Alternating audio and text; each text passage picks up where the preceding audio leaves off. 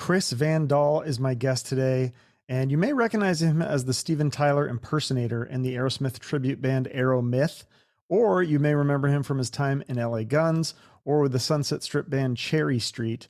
Well, he's back with a new band now. It's called Angels in Vain. They have a new record out called Long Time Coming, and I've heard the whole thing, and it's a fun rock record. So we're going to chat about the new album, plans for the band, plus stories of his other bands, working with Kid Rock's guitarist, hanging out with Steven Tyler, his multiple run-ins with Slash, almost joining a famous Sunset Strip band, and so much more. Stay right there.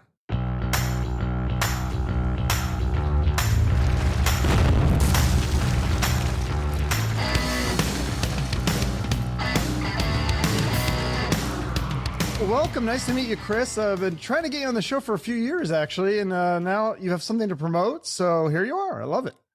Yeah, I'm happy to be here, man. Yeah, I don't usually say much these days unless I actually have something to say. So you're right. We've got something. There's reason. Yeah. Well, it's funny because I think I downloaded the single for Angels in Vain. I feel like it was like 2016. Is that right? That is. Yeah. Yeah. That's when it started. Mm-hmm. Yeah, it's the single was called, what is it? It's No One Gets Out Alive. I love that song. I was like, whoa, I like this song. Like, where's the rest? And what is it? 7 years later, here we go. Long time coming. Love the name of the band. So yeah, tell me about how this band formed, because it was right after you left Aeromyth, right? Actually, the Aeromyth was still happening for quite a while. Angels and Vain was happening. Basically, this band came to be because I was performing as Steven Tyler for Legends in Concert. Big shock. What else am I going to do with this face? But so I was performing for Legends in Concert as Tyler, and it got to the point where I was doing 11 shows a week and I was performing 6 nights. So that's almost 2 shows a day for years straight.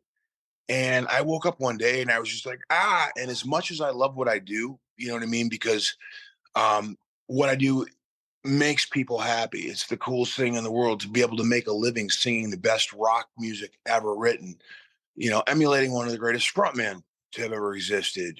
But I woke up one day and I was like, man, I don't know where I start and Steven ends or vice versa. I was like, I got to do something different. I gotta do something original. So I called up Taz, my brother from another mother. Like, we go back so far that when we originally moved to California from Detroit together in the 80s, to co-form the band Cherry Street. So I called him up and I said, listen, I need to do something. I want to do something original. It's not about rock star shit or, making money or anything but the music. Let's just write a record of the stuff that we would like to listen to, if it was us. And the next day he sent me like 13 songs. He had a bunch of stuff that he just had sitting there, all very different. You know what I mean? And we've always had a very cool working dynamic. We've always been able to just either get in a room together or pass ideas on cassette tapes back when we first started doing this. That's, how you would record your ideas. And he sent me this stuff and I've got a home studio, and I sat down and I just started picking through it. And this feels like this, and this feels like that. And this is working, and this isn't. And before long, we had a really solid handful of songs. About So that the stuff time, he sent you, was it just the music, or was there lyrics and vocals on it too? Or no. It was just ideas. You know okay, what I mean? Like a snippet of guitar with, a patch of drums, or, you know what I mean? Stuff like that. okay. Some cases they were near complete ideas, as far as like the music was concerned, but then we would have to go back in and rewrite and work arrangements and stuff. No vocal stuff or anything like that. Just musical ideas. But about that time, David Bowie had passed away, and I got a call from an old friend of mine, Stacy Blades, who was a guitar player in LA Guns Sure. at the time. And Stacy was like, look, man, he's like, Eric Stacy and I are working on this benefit for Bowie. Would you like to sing? And Stacy and I had kind of been trying to do something on and off for years, but the timing was never quite right. You know what I mean? It's like we'd always been friends, but he was busy, I was busy, and we just, so this was an opportunity to be like, well, that would be cool. So they were going to do this benefit. It was going to be a charity in Bowie's name because, like I said, he had just passed, and they had a bunch of really cool people involved in it. And so we were in touch, and he's like, "So what have you been up to?" And I told him about this thing that I've been working on. Just kind of mentioned it in passing. He's like, "Well, let me hear something." And I was like, "Nah." And he's like, "Come on, man, let me hear something." So I sent him the songs. Well, like 2 hours later, he called me back on fire. He was really excited. He's like, "Look, man," he's like, "I just played this stuff for Eric Stacy, and for those of you who don't know, Eric was a bass player in Faster Pussycat, and he's like, he loves this, man. We want to be your band." I was like, and he's like, "Yeah, yeah, let's do a band." And it's not what was on my mind at the time, but I thought about it, and I was like, you know what? And I called Taz and I threw it at him, and he was like, "Well, let's get in a room and see what happens." So we're like, "All right, but we're going to need a drummer." So next thing was uh, Vic Fox from Enough's Enough was stepping in, Oh, okay. and that was the conversation anyway, Oh, okay. and it looked really good, and it This is looked kind like, of like a super group at this point. To yeah, me, I mean, I love all these guys, so yeah. they were a super group. But anyway, so when you're now in touch with Vic, and we're talking to Vic about it, and it was going to happen, and then something came up. Him and his wife, they own a business, and I can't remember exactly what it is, but it's outside of the realm of music, and it requires a lot of time and attention. And Mm. I got to leave, and I don't think it was even town, man. I think it was like the country to take care of. Jesus. Okay. Yeah, no joke. And we were like, well, there that is. And he goes, but he goes, I have a friend who's amazing. And this guy fills in for me and we do stuff for each other, whatever. And that's Troy Patrick Farrell. My buddy. So there you go. So Vic handpicked Troy Patrick Farrell for the band. Oh, I So didn't we know called, that. yeah, so we called Troy up. Yeah, that was Vic's replacement. And Troy was like, "Yeah, man, I'm into it. Let's get together and see how it goes." So we did. We got everybody together in a room, and we were rehearsing over there at Danny Coker. That's for those of you who don't know, counting cars. Danny he's the count. Danny's the count. So his place, Desert Moon in Vegas, and we got in and started working through stuff, and it seemed to be going well. And now it's like, all right, now we got to write more. It's got to be a record. There's got to be a band because it's not really a band at this point. It's two guys up to this point that have been writing everything. Um, so we started getting together in the home studios and gobbling away, whatever. And I'm like, so all right, if we're gonna do this, let people know we're working on something. And that's when I put out the teaser for 1973, and it just blew up. It was like, holy shit. At one time I looked at my Facebook and it's like, you know, 500,000 people talking about this. And I said, this has got to be a mistake. And then I checked my inbox and it wasn't a mistake because now it's like management companies, booking agents, record companies, like all kinds of people were contacting the band trying to find out what the deal was. Press broke with all the webzines and stuff. It's like, and they were it's the whole super group thing, right? Like, so, because I mean, you got a lot of pretty well-known guys that had gotten into this thing, and it was pretty cool. But it was nowhere near ready for that. It wasn't off the launch pad. You know what I mean? I mean, there were, like I said, there were 3 or 4 songs. There was a lot of writing to be done. And in a nutshell, it just didn't move quickly enough for everybody. Cause I mean, you got a group of guys, that's how they make their living, right? I'm performing 6 nights a week. How am I going to get away to tour? You know what I mean? I'm under contract. I'm under a long-term contract with Legends and stuff. Hmm. I'm 4 months here, 6 months there, a year here.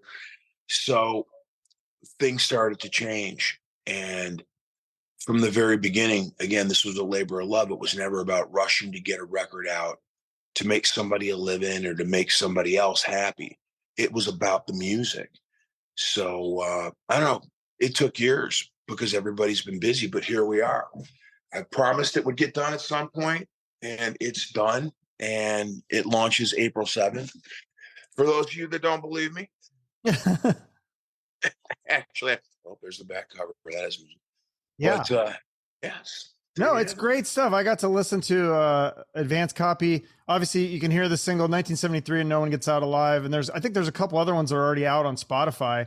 Yeah. I wanted to ask you how do you change your vocal style? Because like the second song, With Me Tonight, you almost have you channel a little bit of Ozzy on that one.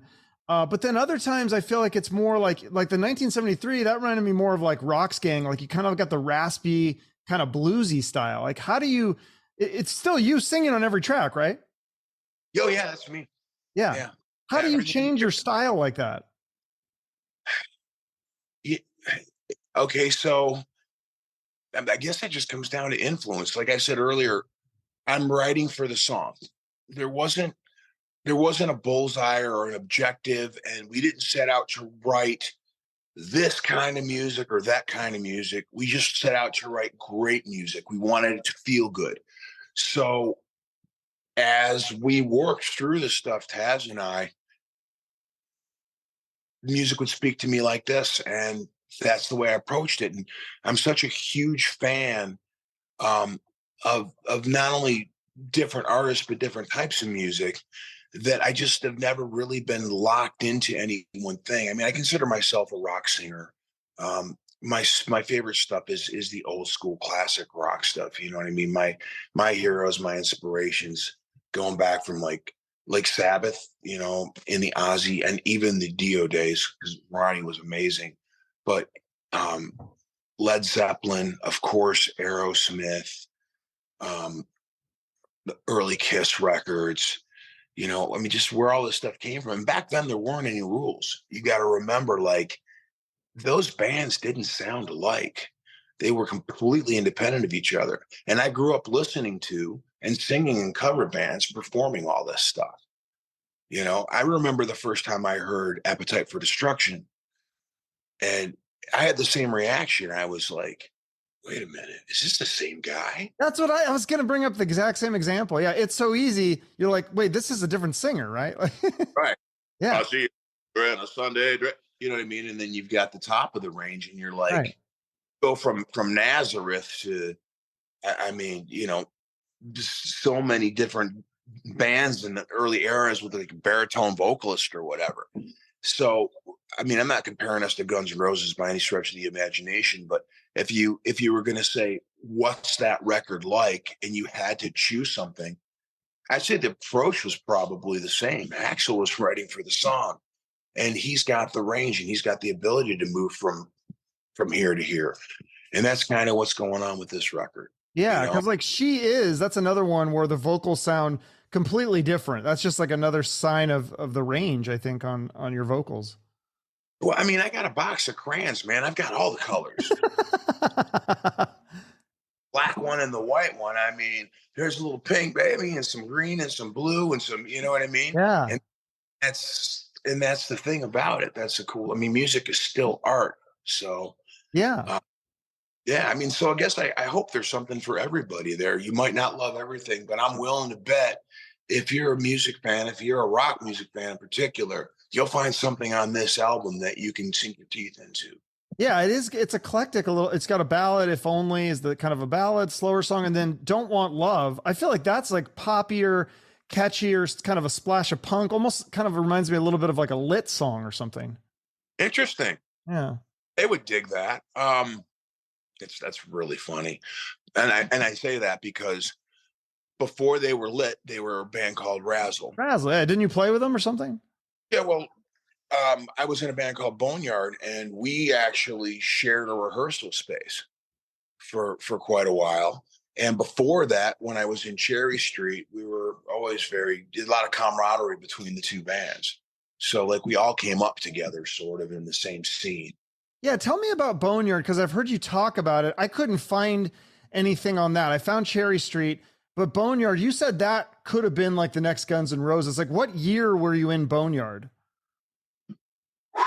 That was a back and forth kind of thing. There were actually two different versions of that band that I was in, and the interesting thing is, in original members in both versions, but not at the same time. So yeah, I know it's I'm confusing it unnecessarily. So Boneyard would have been 90, 91, right there and Okay. about starting out. Um, I left Cherry Street in 91 and yeah, I joined Boneyard. And Oh. these guys were amazing, man. I mean, these were like living under the overpass musicians. These were guys. It was the most dysfunctional, fucked up mess, but it was so real, and these guys could play. And I mean, all of them. Like the original guitarist in Boneyard wasn't a member when I joined. There were two guys actually. One of the guys wasn't in the band, and then I later ended up with the other guitar player that was in that band after having left the original version that I was in. And there's a song, in fact, on this record. It's interesting you asked me about it because his name's Paul Alvarez. And Paul and I co-wrote Trip of a Lifetime. And you'll actually see on the That's a cool song. That was like really a fast paced, aggressive. That was a fun one. That's a yeah, lot of song, right? that probably would or could have been a Boneyard song at one Okay. point. So yeah. So Yeah. and then so you left Cherry Street and then Boneyard. And Right. then, what did you do between that time and then because I think you joined LA Guns in '95. So there was a So yeah, what happened was the guitar player in Boneyard went to buy some guitar cabinets. And that's back in the days like the recycler, like the newspaper, right? Where people would advertise stuff for sale. Different, there was no online back then, not like it is now. Computers, like, I mean, maybe in your school, but really not in your home yet. So he's like, "Hey, I'm gonna go pick up this guitar cabinet. Do you want to come with me?" I said, "Sure." So it turned out to be Tracy Guns selling the guitar cabinet, right? Didn't know. He didn't know. I didn't know. And we got to the house, and Tracy's like, "Hey, what's going on?" And it's funny because Tracy and I sort of already met. We knew each other, not well, but he did a cameo in a Cherry Street video called "The Walk." He and Phil Lewis both did. They appeared in that video, and we talked about it and kind of reminisced or whatever. And we were heading to sound check. We were playing FM station in Hollywood that night, and we're like, "Hey, man, we got to go." And he's like, "Well, I want to come." It's Tracy. Like, sure. So Tracy, she shows up at sound check. We sound check, and he's looking kind of like, right? Well, he disappears, but he shows up later that night with Steve Riley. And after I get off stage, he says, "Look, man," he goes, "LA Guns is done. It's over. It's not common knowledge, but the band is through." He goes, "If you join, we'll keep the band together." Talk about out of left field, right? And I was like, I didn't think about this for a minute. But oddly, earlier in the week, I'd had two different band members approach me telling me they were going to quit the band because they were having issues with another member. It's like I said, amazing but dysfunctional. And this kind of shit was going on all the time. And I was like, you know what? This is an opportunity to really do something great. The possibility exists. So I said, well, let's see if we can write together. And I want to bring Johnny with me. So Johnny Kripp was the other guitar player in Boneyard when I joined. And Tracy said, well, Mick Cripps isn't staying with the band, so I don't see a problem with it.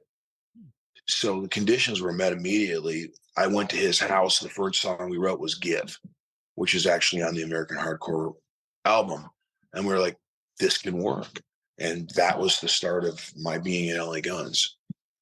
So that was like 95 through like 97 or whatever. So a lot of touring in that time. Did you guys do shows with did you do shows with like Ratt or Slaughter or Bang Tango or something like that, right? We went on tour. We took Bang Tango on a tour with us. And we toured with Accept. Moody Blues, I know we played with. I don't know if we toured with. I'm thinking Foreigner, but that might have been Cherry Street. Yeah, but we did. Cradle of Thorns, I think. Band later became Videodrome. But yeah, we would take younger bands out that were up and coming and really known bands we would go out with. So never toured with Ratt. We actually toured with Warrant for a while, Oh, okay. Wow. which which was interesting because Stephen Sweet and I are really good friends. We've been many, many years. When Cherry Street was in the studio, um, Eric co-produced that record with Tommy Thayer, who is now Ace Frehley in Kiss. Basically, I mean, he wears Right. Ace's name. Yeah. He goes by Ace Frehley or anything like that. But yeah, but so Eric and Tommy co-produced that Cherry Street record, and we needed a different snare sound. So Eric went to borrow a snare from Steven, and I rode with him. And Steven and I met and became fast friends. We actually met once before, back when I was living in Detroit, when Warrant was on tour, before anybody knew who they were. So everybody knows it's just a very weird kind of a. I know. I'm so fascinated by that era. Like, I actually grew up in Seattle in the 90s, but I'm more fascinated by the Sunset Strip and the 80s scene. And so talk about Cherry Street, like, because you guys did have some success. You had a record deal. Didn't you have a video on MTV? I watched this live clip of, or it was a segment. It was like a 30 or 40-minute concert of you guys at the Troubadour. And I was like, dude, this is amazing. Why do you think that band didn't make it? Because I mean, you were like amazing as a front man. You're doing all the moves. You had the look.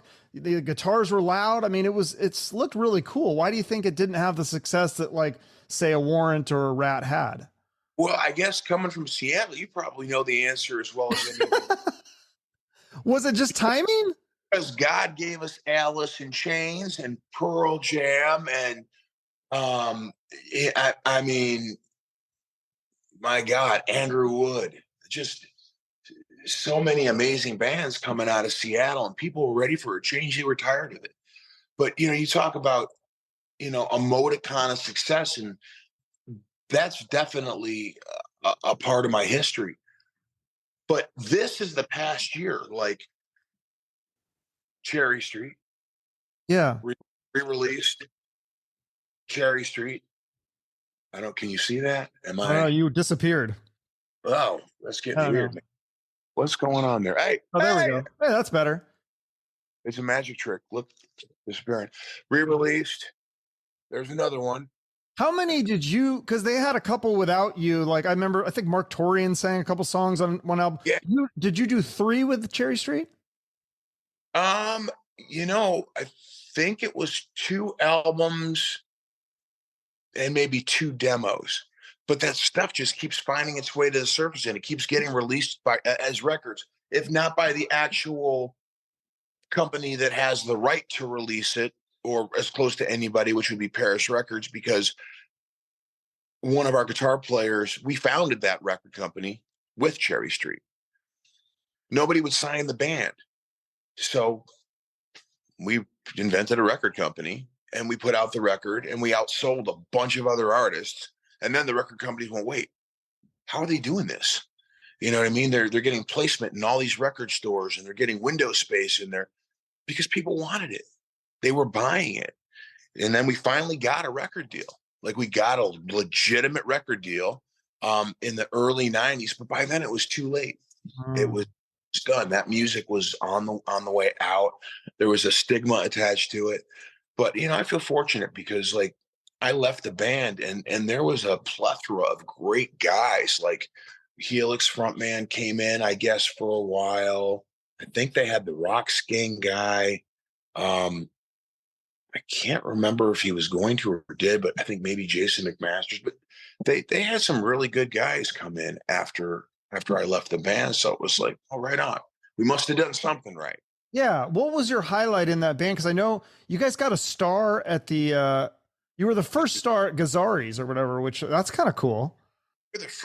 We were the first colored star. It's kind of a weird honor, but for all the band names, like Bill Gazzari, godfather of rock and roll, God rest his soul. He would choose his bands with a bullet, the ones that played his stage that he believed were bound for great success. And those bands would get a star, and that star was mounted to the front of Gazzari's, which is legendary. I mean, that place is like anybody that's ever taken off has played that stage. Some huge bands have actually. Van Halen had a residency there, if I remember correctly, before they were, huge. But he chose us, and our star was presented to us in color, which means the cherry was red, and it was like the chick, and the T had the blonde hair and stuff, and it was like, wow, if that's not standing out in the middle of all these black and white stars, I don't know what is. It was a trip. It felt like it was a bit much, like, you know what I mean? Like we got in there with our Sharpies or something. The other bands were going to see that and be like, oh, really? But yeah, it was amazing. He actually presented it to us on stage in the middle of a sold out show. We were doing like a whole weekend of shows were sold out there, headlining Gazzari's. So yeah, that's the whole Gazzari's thing. But it was the same, like the Roxy, the Trube, the Whiskey.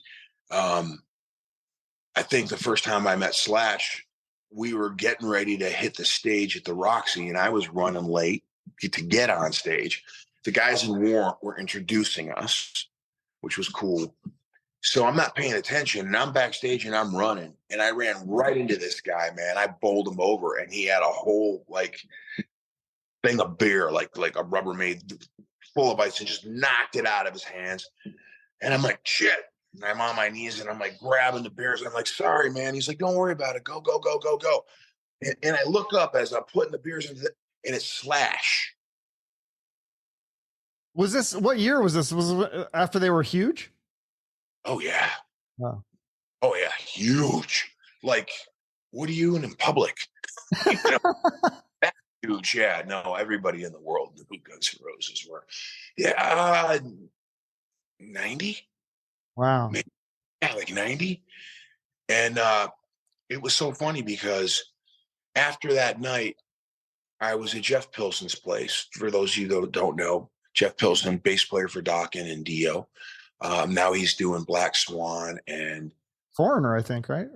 Or Foreigner, yeah. But he also has something brand new that he just released.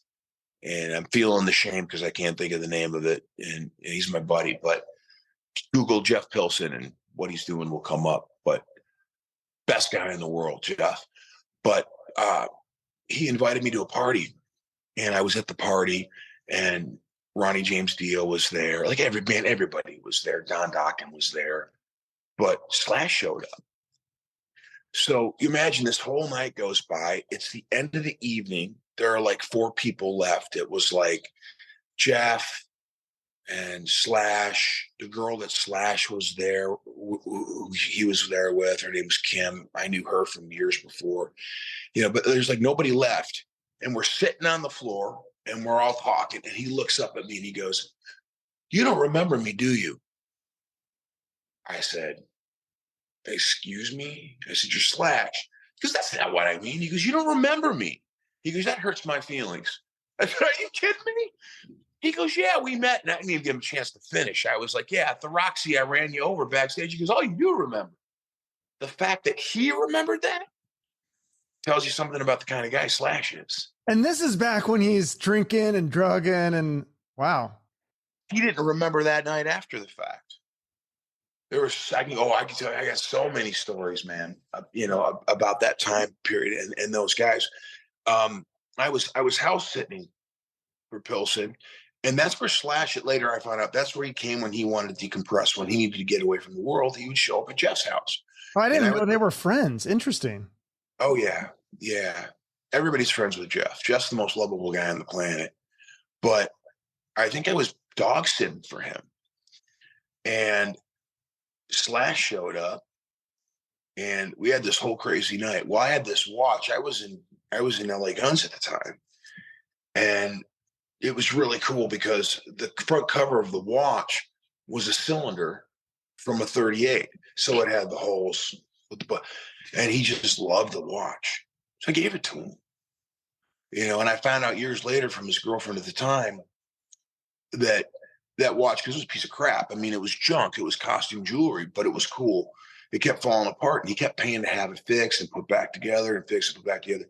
Well, years later, I was on the red carpet at the Music Cares event in Hollywood, and he walked right past me. And this is when Velvet Revolver, where they were looking for a singer. And I go, "Hey." Man, he looked at me, he goes, "What's up, man?" No idea. No idea who I was. And now by this time, we'd spent a lot of time together over different, like, you know what I mean? It's like we actually knew each other. It's not like people go, "I know Slash." It's like I actually did, you know. He had no idea who I was. And there's more to the story, but I later read his book, and he says in his book there are whole patches of his memory that are just gone. You know, and I think it's Wow. out. Those were periods in that time where he just doesn't remember stuff. So That's crazy. yeah, yeah. Having said that, he's got a beautiful heart. He's a very, very loving guy. You know what I mean? Deserves every iota of success he's had. Well, yeah, he's just such a great guitar player. I mean, he's amazing to watch.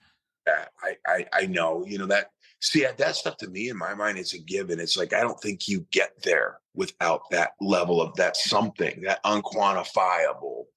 You know what I mean? Just the level of talent and whatever, and the chemistry, the raw chemistry in that band.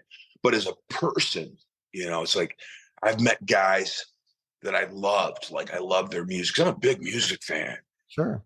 Wish God I'd never met them because it ruined the music for me because of the personalities. But the best thing is when you meet the biggest guys and they turn out to be the most humble. You know what I mean? And it's like that's a lesson. Right. Well, like Alice Cooper. I mean, I've heard nothing but good things about that guy. Most of the guys at the top, it's like, it seems like it's the guys that maybe kind of they had some success, but they didn't make it and they're unhappy or something. Those are the mad guys, right? Yeah, because Yeah. they were huge for a minute and they're like, "What happened? Don't you know who I am?" Yeah, but nobody cares. It's like the music was great. That's what matters. You know, the rest of it is just it's a time, it's a moment in time. There's so much music. Look at how the world's changed, man, with the internet and stuff like that. You know, to beat us, there's no such thing really as a record deal anymore in a band. Record companies don't develop bands. So if you're fortunate enough, you get your music out there for people to actually recognize it and have interest in it. It's a really, really hard way to make a living now. It used to be like at least there was a 1 in a million. Now I don't think it's even that. So Well, it's different. Yeah. Cause I mean, anybody can have a record put out to the world with Spotify and YouTube, but then that's the problem is anybody can have it. So there's like a flooded market. So it's like, how do right. you stand out? It's hard. Nobody's I guess doing podcasts helps a little bit. Yeah, well, there you go. Well, I mean, we figure it out. It's stuff like this. You know what I mean? If you've got an interest in somebody and you chase them down to do your podcast, there must be a reason. So if there are enough guys like you out there and the phone rings and they're like, "Hey, we want to do an interview," that's what makes the music big now. That's how people find it. So, you know, it's fantastic that you're doing this. Yeah. Well, do you have other plans for Angels in Vain in terms of, are you guys going to do tours or one-off shows or festivals or anything like that? There's a lot of conversation, but what I've been telling people right now is let's let the record come out, right? It's been 6 or 7 years that it's like, hey, the record's done.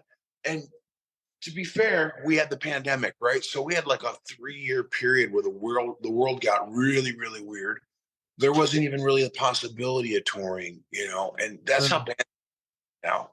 Um, but I'm waiting to see what happens. The record's going to come out. See if anybody cares. See if they're interested. I mean, I'm overwhelmed by the response that we've seen just by the advanced copies that have hit. People seem to love it. I love it. I think it's a great record, but I'm biased, right? I mean, I had that a little bit. I had a little bit to do with it, but I think people are going to really dig it. And if there's a demand and it's really sincere, then I'm sure the band will sit down and we'll have a conversation about it. But remember, like, you know, my drummer is in Gilby Clarke and Tantric, and he plays with White Lion, and you know what I mean? The guy's amazing. Like he plays with a lot of different guys. Taz, my guitarist, is, you know, he's a guitarist for Union Underground. He plays with Creed Fisher. He's out there doing it. Plus, he's a brilliant engineer. Blue Ocean Music. He's produced a lot of the bands that you love. You know what I mean? He's done the Bang Tangos and the Ratts and I don't know specifically if Ratt, but like just for examples, like bands that he produces and engineers. My bass player he's in Candlebox, Sons of Silver. Like everybody's doing stuff. Yeah. I'm probably the only guy right now in the band that isn't actively pursuing any other music. This is it. This is all I'm doing. I'm not doing Aeromyth anymore. I'm not in Legends of Concert currently. I've got other things going on, but as far as music is concerned, Angels in Vain is the only thing that I'm doing. Yeah. So talk about that. Like, I totally understand that. Like sometimes you just need a break. I think I heard you talking about at one point you got in your car and you drove back to Michigan and you went and lived in the woods. You're like, I just need a break from the music business. And then you end up finding Kid Rock's guitarist and starting a band with him. So like, explain that whole story. You've done your homework. Yeah. So that's true. That's true. I got fed up and I got done with it for a while at one point. And this is quite a while ago. Early 2000s. And so I was done with LA Guns and I ended up signing with a management company. My agent was for Full Circle Management, and I was doing demos and I was doing movies. I mean, go right. So anybody wants to see me get brutally murdered, go ahead and rent Candyman Day of the Dead. You want to see me with short hair? That's probably the only time you're ever going to see that either. Yeah, I have a question about that after you finish this story, but yeah. But so that leads into it, right? So management company wanted me as a solo artist. And at the time I had my band, which was The Vow, which is basically a revised version of Boneyard. And the guys in the band were nervous because I was under management and they weren't. And they thought I would pick up and leave them. And that wasn't going to happen. And to make them comfortable, I kept going to my management company. I'm like, you've got to bring them under. You've got to bring them up. They said, we don't care who you play with. It's fine. They're your band. We don't care. But we're not interested in them. We're not signing them. So it became a fight after a while. And I said, you know what? This isn't working out. Let's just go our separate ways. So, of course, a week later, the band broke up. That's how it goes. That's what happens. And I said, that's it. I'm done. So packed up, moved back to Michigan. I'm living in the woods. I'm seriously living in the woods. I mean, I got a house, but I'm a half mile up a dirt road. You know what I mean? And there's nothing. I got 500 acres of woods behind me. And I go to the dentist. My stories are weird, man, but they're true. They're true. So I got to go to the dentist. And I'm sitting in a dentist chair, and he's like, so are you going to the Tom Wright event? I'm like, what's that? He goes, Tom Wright, the photographer.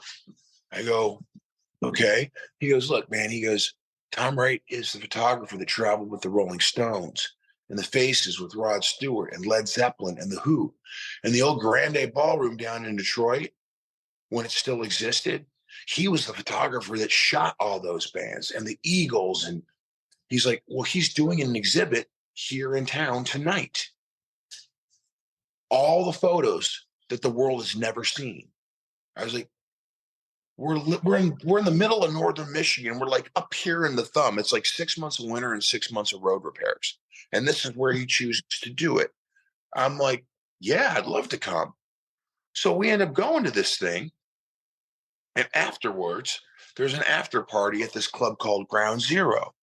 So we hit Ground Zero. Half these people show up. You got guys from the Rolling Stones. You got guys from Bob Seger's band. You get in this little club. What town is this? Traverse City, Michigan. Okay.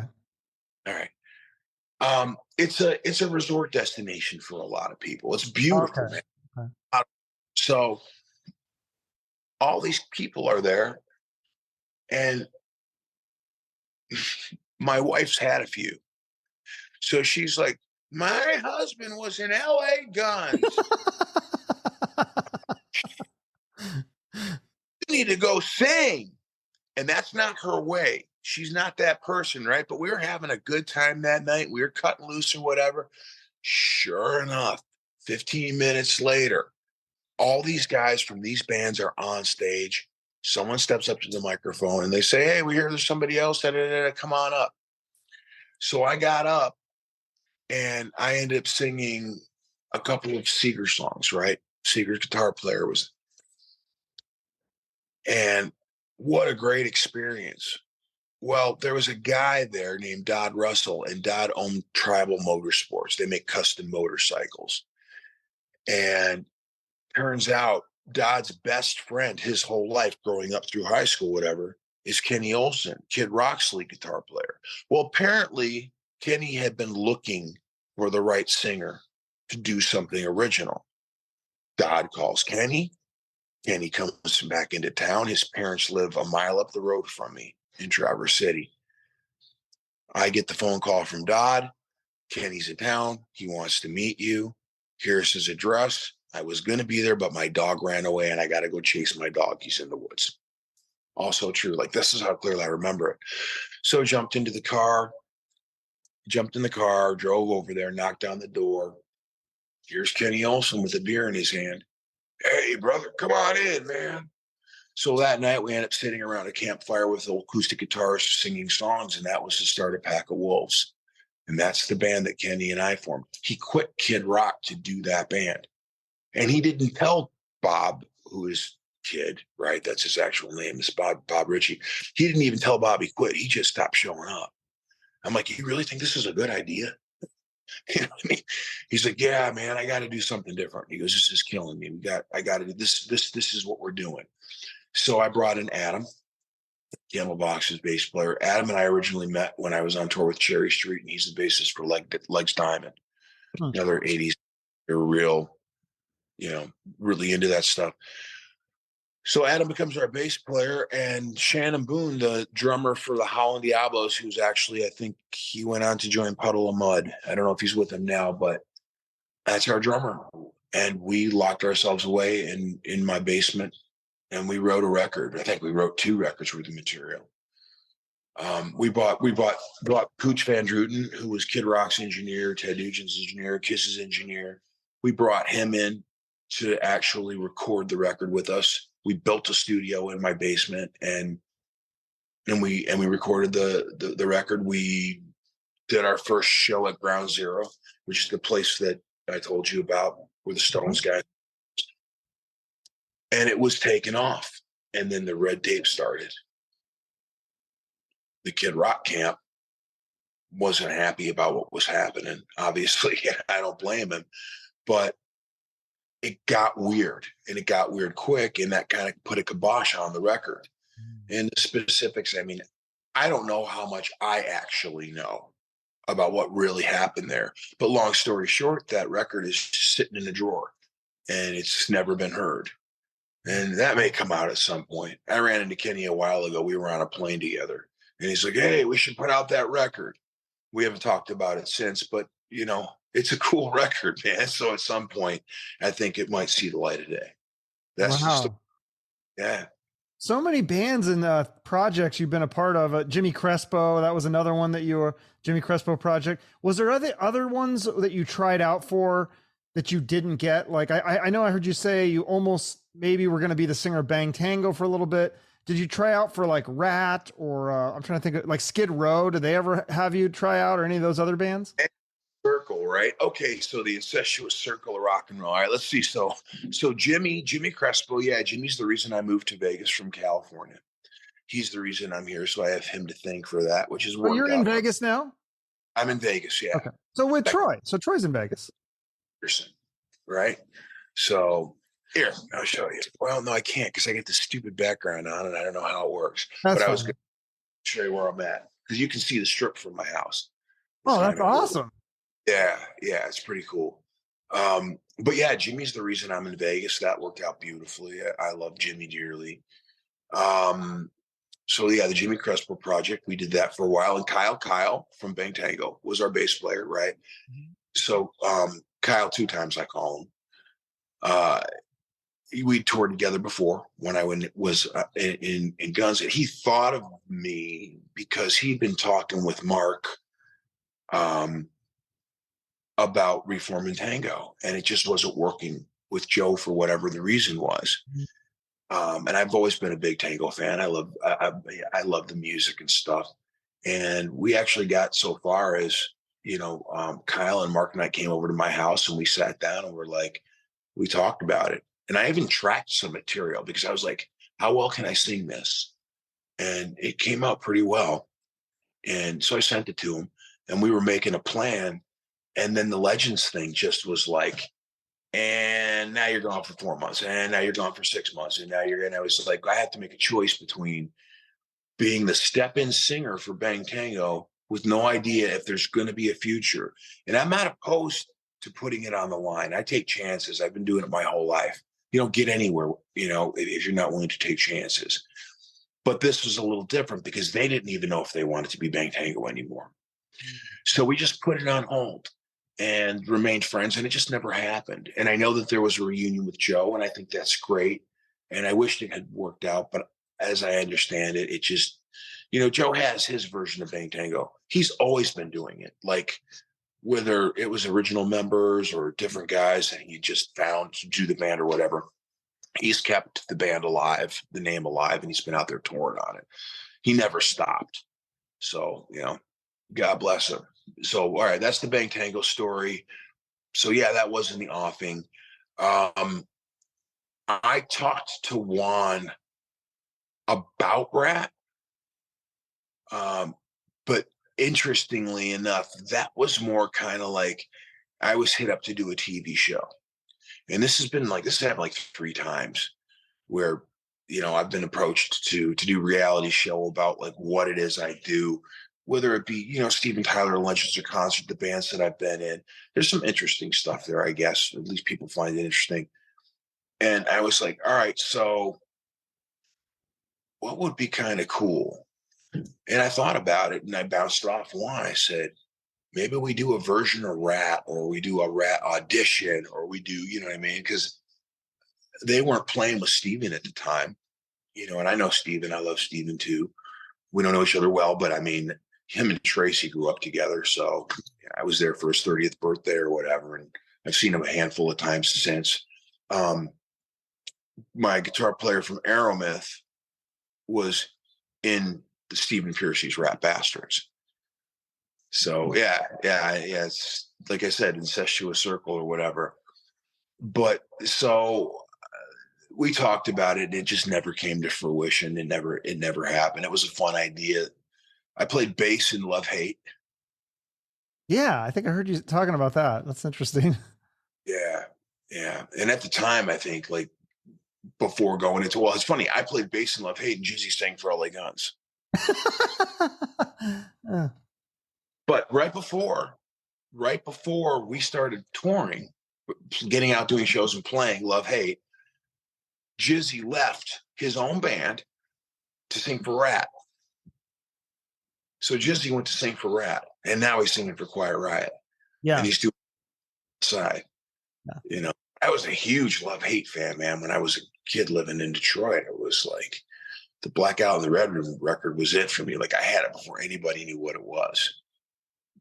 So he'd walk into rehearsal, he'd be 15 minutes late, and I'd be in there singing, why do you think they call it Dope or Angel? Or he'd walk in, he's like, I'm the singer. Yeah, that's good stuff. So, yeah. So explain to me the story. I don't think I ever got the full story of like why you left Aeromyth. Because it's funny, you guys came to Arizona, and I have a friend who works at the airport. She saw you at the airport. I think she might even got a picture with you, and she was telling me about it. And I was like, oh, are they doing a show? And you guys did a show at the Talking Stick Casino.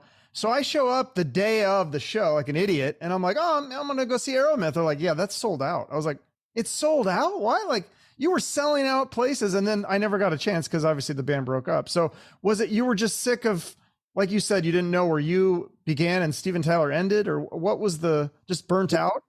Well, first, let me correct a misconception. The band didn't break up. They're still together. Oh, are they? Yeah, they're still together. They're out there. They're playing. They're doing their thing. With a different singer. Yeah. In fact, they just replaced the singer that they brought in when I left with another guy. So I don't know if they're stepping up their game or the other guy quit. I don't know what the story there is, but they're still around. They're still active. Okay. I left the band for a number of personal reasons. Part of it was, I think, big. I think really big. And I felt the band had done what we could as far as touring and playing out. And I wanted to do a residency. I had this idea, and it was called Aeromyth, the evolution of Aerosmith. And I wanted to do a show, and I wrote it from top to bottom. And the concept behind the show was, from the band's inception, the biggest moments through their career to the pinnacle of their career, built into a single stage show, like a full hour, 90-minute, or like 2-hour production show in Vegas. And I got us a residency in New Hampshire at Canopy Lake Park an entire summer, doing the mini version of this show so we could build and put it together. And I did all the digital backgrounds and production, the piano stuff, like the whole nine. And it went really well. And then it was time to try to go after the residency in Vegas. And a bunch of things happened that just went against it, not least of which Aerosmith said, "Hey, let's do a residency in Las Vegas." Because I had Ray Tabano, who is Raymond. He prefers Raymond. He's always preferred Crazy Raymond Tabano, who was actually the co-founder of Aerosmith. He and Steven Tyler formed that band together. He was the first guitar player. So it was him and Joe Perry. And then they eventually replaced Raymond with Brad Whitford. So Raymond was part of the show. He was going to be part of the show. I had Jimmy Crespo on tap for part of it. Like these guys were in mind. And I have very little doubt that they would have been into doing it, because Jimmy lives in town. You know what I mean? Sure, I'll get paid a lot of money to tell my story and have fun, you know? So you get a couple of the original members of the band and some guys that have actually have real history. It just didn't work out. And I didn't see how else to move the band along. I had some health stuff going on at the time, and it was serious. That was a big part of it too, because the traveling was becoming increasingly painful for me. I'm doing a lot better with that stuff now than I was, but I think it's probably because I was doing 11 shows a week, and my shows weren't just standing in front of a microphone. I was doing backflips, man. Like literally, I was doing backflips. You ask anybody that's ever seen me do a Legends of Concert show. So it was a lot. And then there was the residency thing and the pushing and pulling internally with the band. And I was like, I can't do this anymore, you know? And I wanted the guys to go on and be successful. And I wasn't trying to take anybody's living away from them, but it's a lot of pressure, and it's a lot of responsibility when you're the guy in front. You know what I mean? Those guys all had replacements. You know what I mean? If Neil couldn't do a show, he had a guy that he could replace himself with, or you know what I mean? In a multitude of bands. He always made Aeromyth the priority. I got to be fair. He always made Aeromyth the priority because that was kind of conditional. But he was in 7 or 8 or 9 or 10 bands, and he had sub guys for all these bands, and they wanted to do it with like members of our band, and I was never willing. I was like, this is the band. If people are paying to see the band, this is who they expect to see. I'm not going to give them a second-rate Joe Perry when I've got the first-rate guy standing here because he's got something else to do that night. It's not right. So we kind of disagreed on that kind of stuff. And to them, it was like more about, they might tell you different. It was more about get out there and camaraderie and make a few bucks and drink some beers. To me, it was about, I'm fucking serious. This is how I make my living, and I want this to be the best show it possibly can. I'm very A-type that way. Hmm. So I can be hard to work with because yeah, you know what I mean? It's like I love it, but I take it seriously. So that's kind of what happened there. Okay. Yeah. It sounded like it was a fun ride, at least. I mean, you got to meet Steven Tyler and party with him in Hawaii and all this. I mean, sounds like some crazy stories that happened during that time. Yeah, Steven was amazingly graceful. He saw me during the day backstage at the MG, not backstage, I'm saying actually out in the stage area in the afternoon when they were getting ready to do a show. And he sent his assistant to come get me and brought me backstage.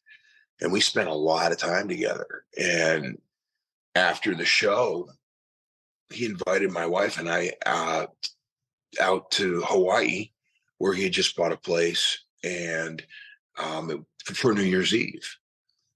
And it so happened I was doing Legends in Concert. We have a venue in Waikiki, and I had a almost year-long contract out there. So I ended up flying from Waikiki to Maui for that event that night. And you talk about a crazy night. It was like Steven Tyler, Weird Al Yankovic, Michael McDonald, like Alice Cooper. I think somebody said that like Oprah and Clint Eastwood were there. It was just like, you can imagine. You can't imagine. So That's very, crazy. Did anyone yeah. mistake you for Steven Tyler at that party? Because they knew he was there, right? It was actually in a hotel, Oh, uh, like a hotel bar area or whatever.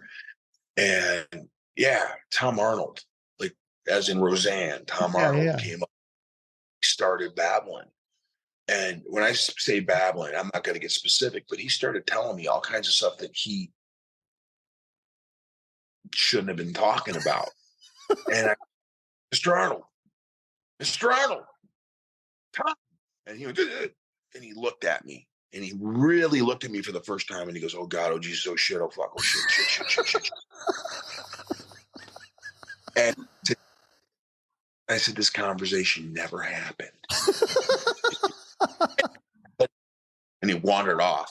And I think he was legitimately upset, like, and he was mad at himself, but he turned it on me. You know what I mean? Mhm. Because like I'm the guy that shouldn't be there. I shouldn't exist.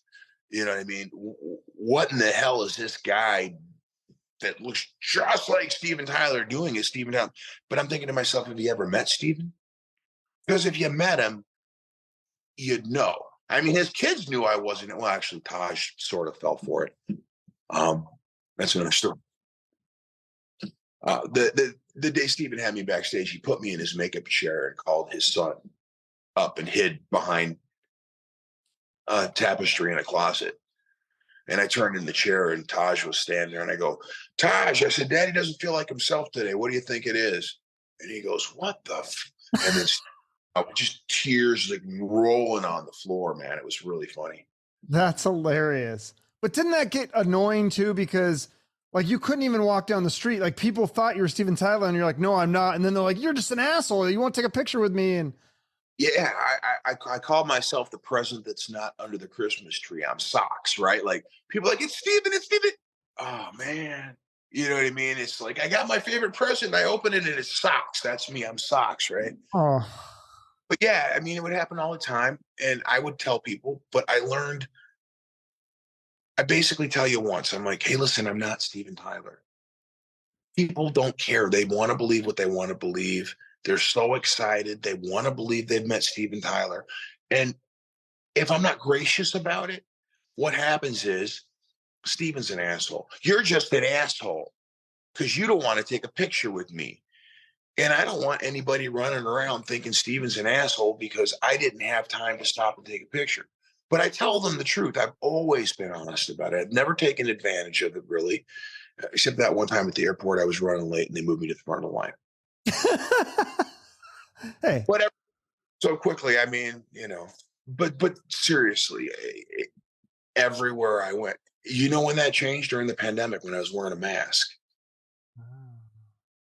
Yeah, it was really weird because I was like going some places and I had a mask on, and every once in a while people would be like, you know what I mean, trying to see through the mask kind of thing, and I'm like, but it's all right here, it's. Yeah. But it's funny because like people will comment, they'll comment on the Angels in Vain photo. They're like, Steven Tyler wannabe, or guy looks like Steve. And I'm like, guys, do some homework. I've got a whole career. I got 10 years of making a living performing as Steven Tyler. Not because I'm trying to look this way or whatever, but because I just do. So it works. And that's why it works. But yeah, it's not like I'm setting out to be Steven Tyler. Mhm. Although there aren't many people that are cooler out there if you're gonna do something. So Yeah, if you're gonna look like somebody, Steven Tyler's not a bad person to look yeah. like. There's a lot worse people to look like, I'm sure. I remember the first time I actually saw a picture of him. I was a kid and I've got an older brother. And I used to get into his record collection all the time, and I'd catch hell for it, man. I'd wait for him to leave, right? And I'd be like looking at his albums and stuff. And he had a magazine or something, and there was a picture of Steven Tyler, and I was like, he looks like an ugly woman. Doesn't he have a comb? I remember that was my first thought. If I knew then what I know now. Yeah. So after you quit Aeromyth and then now you're doing Angels in Vain, there was like that what were you doing for those few years? I think I saw something about you opened up a business like a nail thing or something like that. Has that kind of been your main focus the last few years, or have you taken a break from music? Well, it has been my main focus because it's required a lot of time and energy. My wife was a nail tech, and by a nail tech I mean she was a rock star, man. Like she was doing Olivia Newton-John and J Lo and Mariah Carey, and like you know what I mean. That's how good she was at what she did. And we went back to Michigan for a while to be with family members. We had reasons we needed to go. And while we were there, she had no clientele. There was nothing for her to do. And we didn't know whether we were coming back here or not, but we believed that we were going to Michigan and we were going to be there for an extended period of time. And it was like, so what do I do now? And she thought about trying to build a clientele back up, and, completely different thing there. And she had ideas about developing a product line that out of practicality, right? Because that's what she did. She's like, I wish this existed. And I wish that. I said, why don't we take this time and develop it? I've been chasing my dreams my whole life. You've been a part of that for a long, long time. Let's figure yours out. And so that's what we did. We got together and developed a product line, and it started by filling bottles sitting at a kitchen table, right? And we used her reputation as a nail tech basically to launch it. But the thing is, the product line we developed was exactly what we advertised it to be, and it was amazing. It is amazing. And it's called Luminary Nail Systems. And in the past 5 years since its conception, it's blown up and it's become this real thing. It's a real company now with warehouses and employees and stuff that we're managing and taking care of on a daily basis. And neither one of us had any wild conception that it would become what it has, but it's this monster. We've taken Reader's Choice categories in Nail Pro magazine, best of multiple categories the past 2 years in a row. I mean, who saw that coming? But yeah, so that's kind of what we've been doing. So are you still able to, like, if Angels in Vain gets offered the opening slot on, I don't know, Skid Row tour or something like that, could you do that? Could you do a tour, or what's that? That's they said the Ozzy Osbourne no more chairs tour. You're thinking about touring in a wheelchair now? Yeah. No, I think he's going to do something. I thought. Show I think he's amazing. Like, yeah, he's a hero, man. Yeah, I just slipped that in there because I thought no more tears, no more chairs. Like, all right, that's rotten, but I love the guy. But yeah, if I got the phone call from Sharon Osbourne and she said, we want you to open Ozzy's tour, how the hell do you say no to that? You know, um, I guess I did. Aeromyth did a show. They opened for Ozzy on the Bark at the Moon Eclipse there was a one-off show, and it was some like full eclipse thing. It was like once in a lifetime deal, and they got offered a show to do it, and I couldn't do it because I was contracted with Legends. But that's was performing already. I actually could not. There was no way I could. I was contractually obligated to be where I was, so I missed an opportunity to open for Ozzy. Having said that, yeah, if something like that came up, obviously it would be a serious consideration. If not just for myself, for the other guys in the band. You know what I mean? We all grew up with the same dreams, you know, playing those venues with your heroes. It's like, I mean, what an honor. So, yeah. Absolutely. Well, I know you got to get going. You probably have other interviews or things to do, but I always end promoting a charity or a nonprofit or a cause of some sort, or something that you want to promote here at the end, besides obviously the new Angels in Vain album. Yeah. Anything animal related, anything that saves an unwanted creature that somebody decided irresponsibly that they were going to take home because it was a great idea in the moment and they got kicked to the curb. You know what I mean? I'm a big advocate of animals. I love animals. I mean, way more than people, because additional people you got to wonder about sometimes. Do you have cats or dogs or both? Or I have 3 German Shepherds. I've got a 9-year-old, a 7-year-old, and a 10-month-old boy who's just a monster named Chaka. Wow. You did a good job then keeping him off camera, because usually like people's dogs are barking when they have dogs in the podcast. Yeah, he was sitting next to me almost the whole time getting his head scratched. So, oh, nice. Yeah, he was content. He's a good boy. Cool. Well, I love the new album. People should definitely get it. Is there going to be merch that goes along with it? Like, can people get T-shirts and stuff? I don't know if I saw that. You know, we had T-shirts back when this thing was first launching, and I still have some somewhere. In fact, somebody just hit me up about that, and I got to get back to them, because I told them, I said, they're in a box in the garage, man. I got to go find them. But yeah, very, very likely if there's a demand and we know it, I'll get more T-shirts made, because they're really, really cool. It's the logo that's behind me. Yeah. You can see. Did you do that? Who did the artwork? I did the artwork. Yeah. All the Angels in Vain artwork you guys see, that's me. That's all cool. The skulls. Yeah. That's kind of like, you know, a thing or whatever. But we did the 3/4 length jerseys, and then we did just the black T-shirts. So those might be available again in the future. Okay, cool. Well, I hope this album takes off. I hope you guys can tour, and if you do a show definitely if you do one in Phoenix, I can go. I live in Phoenix, but Vegas is only like 5 hours. So if you do a Vegas show, I might be able to, depending on the weekend or whatever. Hopefully it's a weekend. I might be able to drive up for that. So it could happen. I mean, we do have Vamped out here, so it's a good possibility. Never say never, brother. But thank you for having me. All right. Thank you for all the stories. Great stuff. Thanks so much, Chris. I'll see you later. Okay. Once again, the album is called Long Time Coming. The band is Angels in Vain. The album comes out April 7th, or may already be out, depending on when you're listening to this. So just make sure to support the band by following them on social media. And you can do the same for the show, along with sharing, liking, and commenting. All that stuff helps out. And also make sure you're subscribed to the show wherever you watch or listen.